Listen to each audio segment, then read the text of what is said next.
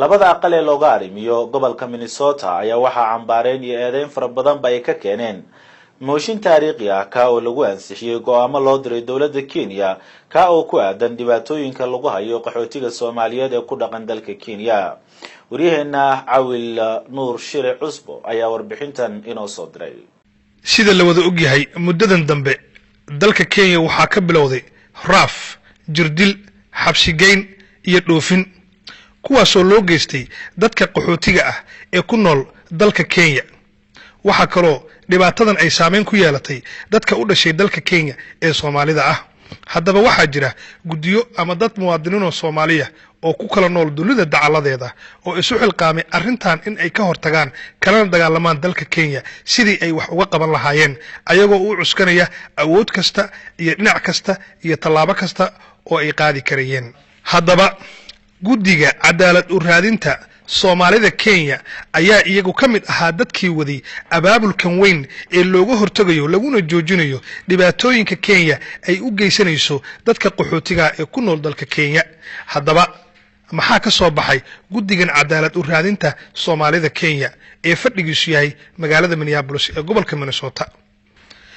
kadib markii ay arkeen jaaliyada Soomaaliyeed ee Minnesota xadgudubyada ka baxsan xuquuqul insaanka ee lagu hayo walaalahooda Soomaaliyeed ee degan dalka Kenya sida xarigyada laaluushka jirdilka tarxiilka aan loo meeldayin ayay waxay abaabuleen guddiga cadaalad u raadinta Soomaalida Kenya. guddigan waxaa gudoomiye u ah injineer Jibriil Afire ahna gudoomiyaha ururka wadaniyiinta Soomaaliyeed oo marka la soo gaabiyo loo yaqaano SCL fadhigiisuna yahay magaalada Minneapolis gobolka Minnesota ariga Mareykanka. waxay abaabuleen dibadbaxyo waaweyn waxa ay kaloo la kulmeen madax sarsare oo Mareykan ah. kadibna waraaqo iyo qoraal iyo cambaareyn ayaa ka soo baxay dhaliil iyo cambaareyn kadib xambaarsan ujeediyay dawladda Kenya. waxaa kaloo xusid mudan in qoraalka ama mooshin taariikhi ah uu ka dhaco labada aqal ee sanadka iyo hooska ee dalkan Mareykanka kuwaasoo ku ansixiyeen cod gaaraya ama aqlabiyad 100%. Memorializing the President and Congress concerning the detention and torture of the Somali people in Kenya. The member from Hennepin, Representative Clark. Thank you, Madam Speaker. Members, I'd like to share with you a very dire situation which we have put into resolution form, and we wanted you to know about it. It's been about 5 weeks ago that I first learned of the horrendous situation that was going on in Kenya here in Minnesota. We have the largest diaspora of Somali people here, and we're very proud of that.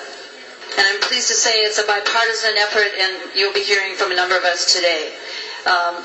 There was a rally that was held here about 3 weeks ago, and also I was invited by one of the people who was sitting down in front here, Jabril Said, who's the president of the Somali Citizens League. This is a resolution memorializing the President and Congress concerning the detention and torture of the Somali people in Kenya. Whereas on April 2nd, 2014, the Kenyan police, as part of a security operation to root out terrorists, started arresting people without identity documents in the Somali-dominated Nairobi suburb of Isle, and in 1 week arrested nearly 4,000 Somalis or Kenyans of Somali origin across the country. And I'd like to now yield to Representative Phyllis Khan. Representative Khan. Whereas those arrested were detained at the Kasoo Sports Stadium under concentration camp type conditions, as well as at various police stations in Nairobi, to be integrated and for their legal status to be checked. And whereas those arrested included women, some of whom were pregnant and had miscarriages or gave birth at detention centers, children and elders, and whereas in the Pangani police station, Human Rights Watch witnessed police whipping, beating, and verbally abusing detainees who were packed by the hundreds into cells that were designed to accommodate 20 people and were filthy with urine and excrement. And whereas some of the people arrested have been released by the police after producing identification documents, but only after days in deplorable condition and paying bribes or exchanging sex for relief. Whereas 17 organizations, including Amnesty International, the state-funded Kenya National Commission on Human Rights, Transparency International Kenya, and the Kenyan branch of the International Commission of Jurists, said the security operation constitutes discrimination contrary to the provisions of the country's constitution. Although international law prohibits the forcible return to persecution on account of race, religion, nationality, membership of a particular social group, or political opinion. Therefore, be it resolved by the legislature of the state of Minnesota that it urges the President and the Congress of the United States to take every possible action to safeguard the security of the innocent, non-combatant Somali men, women, and children in Kenya. And be it further resolved that the Secretary of State of Minnesota is directed to prepare copies of this memorial and transmit them to the President of the United States. There are no amendments at the desk. The clerk will give the resolution its third reading. Third reading, House File 3368. Third reading. Any further discussion? Seeing none, the clerk will take the roll.